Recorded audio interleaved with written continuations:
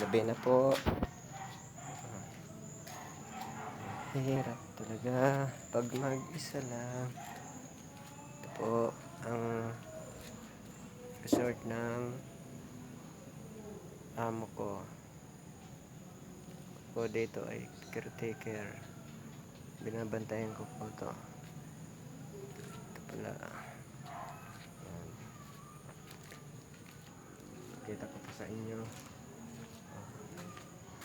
Madali naman po kasi gabi na eh. Alas 6 na. Ayan. Kubo. Maliit na kubo. Ayan, sa baba. Pag may malaking pera yung amo ko, aalis na yung kubo na yan, gagawin na ng swimming pool yan sa baba para may paliguan daw sila. Yan lang po. Yan po ang labas.